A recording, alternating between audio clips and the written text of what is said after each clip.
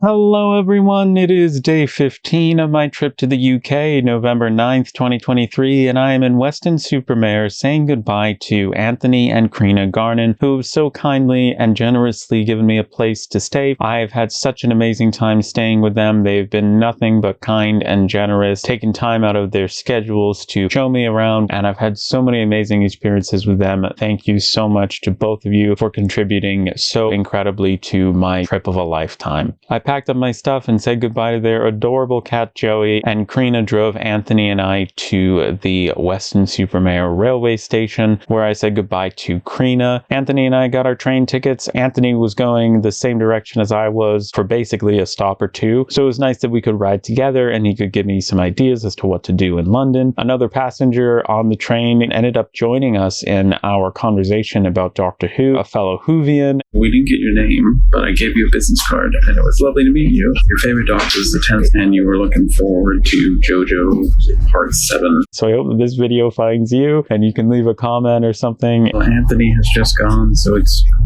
just me now on this train. I'm on my way to London.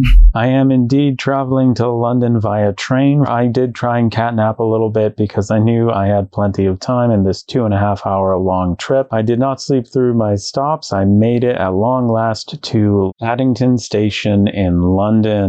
I've made it to London Paddington Station. And in typical Alex form, the first thing I had to do was check for Doctor Who merchandise. So I went into this W.H. Smith's to look for the latest issue of Doctor Who magazine. Unfortunately, they didn't have it in stock. They did, however, have a plethora of Paddington paraphernalia.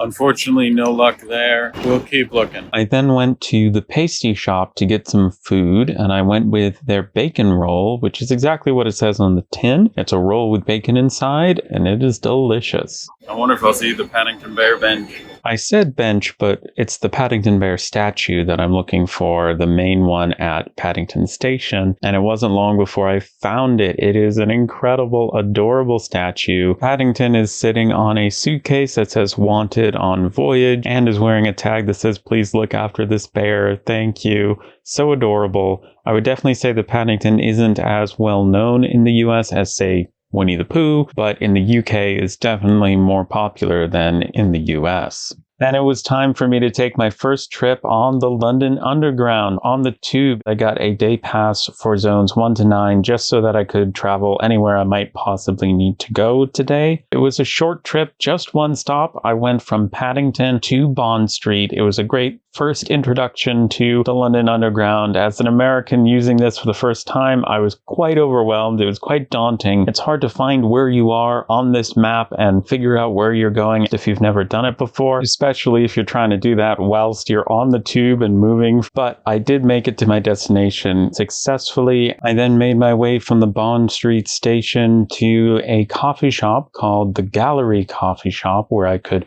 recharge my phone, get some food, and get ready for my next big appointment. Along the way, I spotted the future location of an HMV store being brought back to Oxford Street. I saw a couple of pigeons and took in the fact that I was in London exploring it for the first time properly on this trip. I'd been to London once before when I went to MCM Comic-Con, but that was most of the time I just spent either traveling or in a convention center. So to actually be in London was so exciting. Also, the outside of this building looks like it's something that needs to be fixed in post in a movie. I spotted some red telephone boxes, so I had to take a picture with those. I also saw red double-decker buses. I then arrived at the Gallery Coffee Shop, which has this incredible pink pathway to the counter, and you can decide on what sort of baked goods or drinks you want to get. I went with a delicious raspberry croissant, as well as their elderflower lemonade, which was really good. I'd never really had anything elderflower before. I then walked the short distance to my friend Philip Hawkins' workplace, where he was going to give me a tour. I should probably mention that his workplace is the Broadcasting House, headquarters of the BBC. Don't forget to subscribe to the Doctor Who Guide YouTube channel. Now, don't forget to subscribe to the Doctor Who Guide YouTube channel. You know it makes sense. Don't forget to subscribe to the Doctor Who Guide YouTube channel. Hello.